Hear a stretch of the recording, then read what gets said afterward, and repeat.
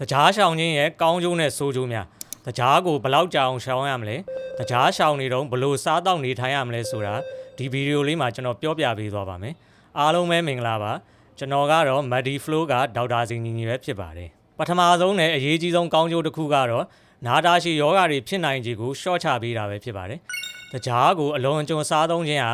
စီးကြိုယောဂနှလုံးယောဂနဲ့အသေးအစီဖုံးတာလိုမျိုးပြင်းထန်တဲ့ယောဂါတွေဖြစ်နိုင်ခြေကိုမြင့်တက်စေပါတယ်။တကြားရှောင်ခြင်းကဒီလိုယောဂါတွေကနေကာကွယ်ပေးနိုင်တဲ့အကောင်းဆုံးနည်းလမ်းတစ်ခုဖြစ်ပါတယ်။ဒုတိယကောင်းကျိုးကတော့ကိုယ်လေးချိန်ထိန်းသိမ်းရမှာအထောက်အကူဖြစ်စေခြင်းဖြစ်ပါတယ်။တကြားတက်များစွာပါဝင်တဲ့အစားအစာတွေကကယ်လိုရီမြင့်မားပြီးဗိုက်ပြည့်စေခြင်းလည်းမရှိတာကြောင့်ပိုစားမိပြီးကိုယ်လေးချိန်ကိုတိုးစေနိုင်ပါတယ်။တကြားရှောင်လိုက်ရင်မလိုအပ်တဲ့ကယ်လိုရီတွေရော့ကျသွားပြီးကိုယ်လေးချိန်ထိန်းသိမ်းမှုပိုမိုလွယ်ကူစေပါတယ်။တတိယကောင်းကျိုးကတော့အသားရည်ပုံမူကောင်းမွန်လာတာဖြစ်ပါတယ်။တကြားတက်များတဲ့အစားအစာတွေကအသားရည်ကိုပျက်စီးစေတာဝက်ချံထွက်တာမျိုးတွေဖြစ်စေနိုင်ပါတယ်။တကြားရှောင်လိုက်တဲ့အခါအသားရည်ကြည်လင်လာတာကိုတွေ့ရပါလိမ့်မယ်။စံသားကိုပုံမူတောက်ပြောင်စေပြီးလက်သေးခြေသေးကျန်းမာရေးကိုလည်းကောင်းမွန်စေပါတယ်။စတုထကောင်းကျိုးကတော့သွေးရင်းတကြားတက်အတက်အကျများတာတွေမရှိတော့မှဖြစ်တဲ့အတွက်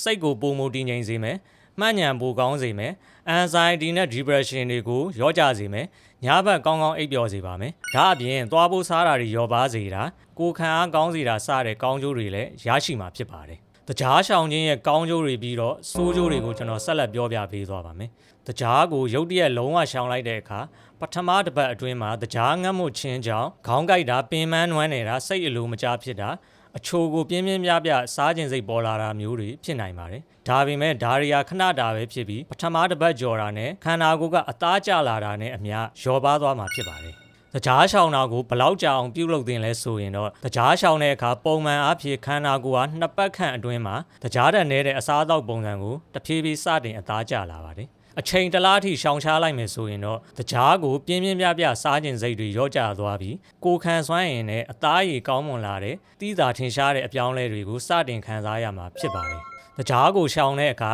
အချိုရည်တွေအစားရေတောက်တာအကောင်းဆုံးဖြစ်ပါတယ်။စားသောက်ကုန်ပစ္စည်းတွေနဲ့တကြားတက်ပါဝင်မှုကိုသေချာဖက်ပါ။တည်သီးဝလံလိုတဘာဝအချိုဓာတ်ရှိတဲ့အစားအစာတွေကိုပိုစားပေးပါ။အေးရေးဝအောင်အိတ်တာလေးကျင်ကန်ပုံမှန်လုပ်တာတွေကလည်းတကြားတက်တောင်းတမှုကိုရှော့ချပေးနိုင်ပါတယ်။ညီကုန်းချုပ်အနေနဲ့ပြောရရင်တကြားရှောင်တာကရုပ်ပိုင်းဆိုင်ရာနဲ့စိတ်ပိုင်းဆိုင်ရာကျန်းမာရေးအတွက်ကောင်းကျိုးတွေအများကြီးပေးစွမ်းနိုင်ပါတယ်မိမိကျန်းမာရေးအတွက်တကြားလျှော့စားခြင်းကိုဒီနေ့ကစပြီးစတင်လိုက်ပါလို့တိုက်တွန်းပါရစေခင်ဗျာမေးမြန်းချင်တာရှိရင်ကွန်မန့်မှာမေးမြန်းသွားနိုင်ပါတယ်အခါအသင့်လို့ကျွန်တော်ပြန်ဖြေပေးသွားပါမယ်ကျေးဇူးတင်ပါတယ်ခင်ဗျာ